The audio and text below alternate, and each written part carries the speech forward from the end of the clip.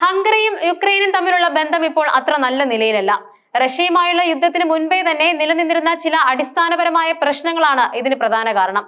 Hungarian വിദേശകാര്യമന്ത്രി Peter സിജാർട്ടോ വ്യക്തമാക്കിയതുപോലെ യുക്രൈനിലെ Hungarian വംശജരോടുള്ള സമീപനമാണ് ഈ പിരിമുറുക്കങ്ങളുടെ എല്ലാം മൂലകാരണം. ഈ പ്രശ്നം എങ്ങനെയാണ് രൂപപ്പെട്ടതെന്നും അത് ഇരു രാജ്യങ്ങളെയും എങ്ങനെ ബാധിക്കുന്നുവെന്നും വിശദമായി അറിയേണ്ടിയിരിക്കുന്നു. യുക്രൈന്റെ പടിഞ്ഞാറൻ ഭാഗത്തുള്ള സക്കർപട്ടിയ മേഖലയ്ക്ക് ഹംഗറിയുമായി വളരെ അടുത്ത ചരിത്രപരമായ ബന്ധമുണ്ട്. ഓസ്ട്രിയ ഹംഗറി സാമ്രാജ്യത്തിന്റെ ഭാഗമായിരുന്നു ഈ പ്രദേശം ഒരു കാലത്ത്. ഒന്നാം ലോക മഹായുദ്ധത്തിന് ശേഷം ഈ പ്രദേശം ചെക്കോസ്ലോവാക്കിയയുടെ ഭാഗമാവുകയും പിന്നീട് സോവിയറ്റ് യൂണിയന്റെ ഭാഗമാവുകയും ചെയ്തു. സോവിയറ്റ് യൂണിയൻ തകർന്നപ്പോൾ ഇത് സ്വതന്ത്ര യുക്രൈന്റെ ഭാഗമായി മാറി. ഈ ചരിത്രപരമായ മാറ്റങ്ങളാണ് സക്കർപട്ടിയയിൽ വലിയൊരു ഹംഗേറിയൻ ന്യൂനപക്ഷത്തെ നിലനിർത്താൻ കാരണമായത്. വിവിധ കണക്കുകൾ പ്രകാരം 1,00,000 മുതൽ 1,50,000 വരെ വംശീയ ഹംഗേറിയക്കാർ ഈ പ്രദേശത്ത് താമസിക്കുന്നുണ്ട്. അവർക്ക് സ്വന്തമായ സ്കൂളുകളും പള്ളികളും സാംസ്കാരിക സ്ഥാപനങ്ങളും ഉണ്ട്. ഹംഗറിയും യുക്രൈനും തമ്മിലുള്ള സംഘർഷത്തിന്റെ പ്രധാന കാരണങ്ങളിലൊന്ന് യുക്രൈൻ നടപ്പിലാക്കിയ ഭാഷാ നിയമങ്ങളാണ്. 2017 യുക്രൈൻ ഒരു വിദ്യാഭ്യാസ നിയമം കൊണ്ടുവന്നു. ഇത് സ്കൂളുകളിൽ യുക്രൈനിയൻ ഭാഷാ പഠനം നിർബന്ധമാക്കുകയും ന്യൂനപക്ഷ ഭാഷകൾക്ക് പ്രാധാന്യം കുറയ്ക്കുകയും ചെയ്യുന്നതായിരുന്നു. ഈ നിയമം പ്രാഥമിക വിദ്യാഭ്യാസത്തിന് ശേഷം ന്യൂനപക്ഷ ഭാഷകളിൽ പഠിപ്പിക്കുന്നത് പരിമിതപ്പെടുത്തുന്നു. ഹംഗറിയെ സംബന്ധിച്ചിടത്തോളം ഇത് സക്കർപട്ടിയയിലെ ഹംഗേറിയൻ സ്കൂളുകളെ നേരിട്ട് ബാധിക്കുന്ന ഒന്നായിരുന്നു. ഈ നിയമം ഹംഗേറിയൻ വംശജരുടെ സാംസ്കാരികവും ഭാഷാപരവുമായ അവകാശങ്ങളെ ലംഘിക്കുന്നുവെന്ന് ഹംഗറി ശക്തമായി വാദിച്ചു.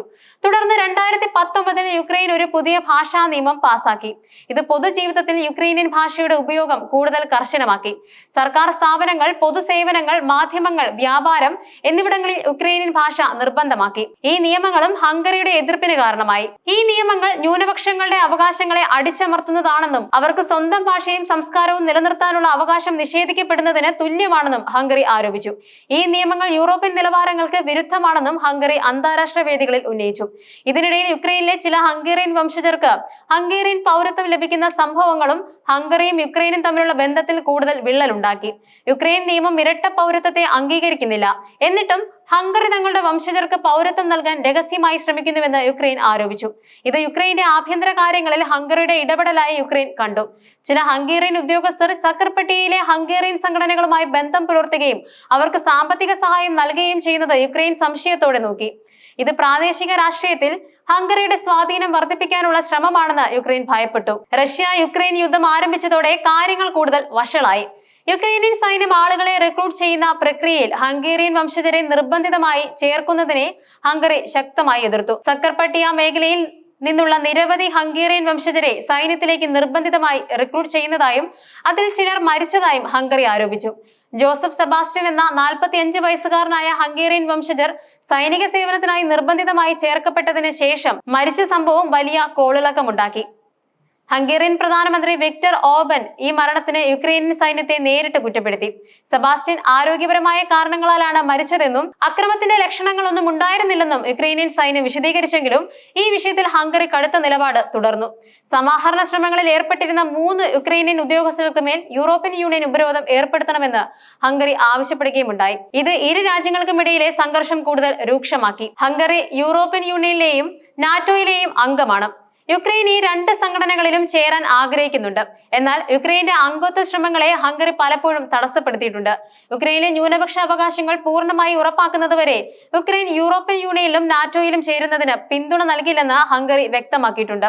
യുക്രൈനെതിരായ റഷ്യൻ അധിനിവേശത്തിന് ശേഷം യൂറോപ്യൻ യൂണിയൻ യുക്രൈന് നൽകുന്ന സഹായങ്ങളെയും ഉപരോധങ്ങളെയും ഹംഗറി പലപ്പോഴും ചോദ്യം ചെയ്യുകയും ചില സമയങ്ങളിൽ വീറ്റോ ചെയ്യുകയും ചെയ്തിട്ടുണ്ട്.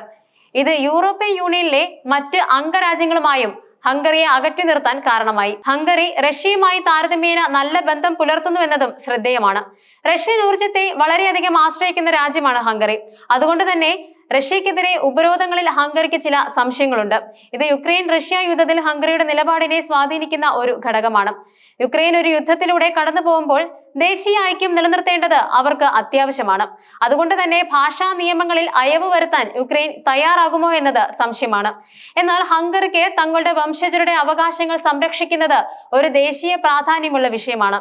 ഇത് ഇരു രാജ്യങ്ങൾക്കുമിടയിൽ ഒരു ഒത്തുതീർപ്പിലെത്തുന്നത് കൂടുതൽ ദുഷ്കരമാക്കുന്നു. ഹംഗേറിയൻ വിദേശകാര്യമന്ത്രി സിജാർട്ടോ പറഞ്ഞതുപോലെ ന്യൂനപക്ഷങ്ങളെ ബഹുമാനിക്കുകയും അവരുടെ അവകാശങ്ങൾ പുനഃസ്ഥാപിക്കുകയും ചെയ്യുന്ന ഒരു ഭരണകൂടം ഈ ദിവസം യുക്രൈനിൽ ഉണ്ടാകുമെന്ന് തങ്ങൾ പ്രതീക്ഷിക്കുന്നുവെന്നും ഈ പ്രശ്നം ഇരു രാജ്യങ്ങൾക്കുമിടയിലുള്ള ബന്ധത്തിൽ മാത്രമല്ല, വിശാലമായ യൂറോപ്യൻ യൂണിയൻ നയതന്ത്രത്തിലും ഒരു പ്രധാന പങ്ക് വഹിക്കുന്നുണ്ടെന്നും പറയുന്നു. യുക്രൈനിലെ യുദ്ധം അവസാനിച്ചാലും ഈ ന്യൂനപക്ഷ പ്രശ്നം ഇരു രാജ്യങ്ങൾക്കുമിടയിൽ ഒരു വലിയ വെല്ലുവിളിയായി തുടരുമെന്ന് വേണം മനസ്സിലാക്കാൻ. ഭാവിയിൽ അന്താരാഷ്ട്ര മധ്യസ്ഥതയോ യൂറോപ്യൻ യൂണിയന്റെ ഇടപെടലോ ഈ പ്രശ്നങ്ങൾക്ക് ഒരു പരിഹാരം കാണാൻ സഹായിച്ചേക്കാം. എങ്കിലും നിലവിലെ സാഹചര്യത്തിൽ ഹംഗറിയും യുക്രൈനും തമ്മിലുള്ള ബന്ധം കൂടുതൽ വഷളായിക്കൊണ്ടിരിക്കുകയാണ്.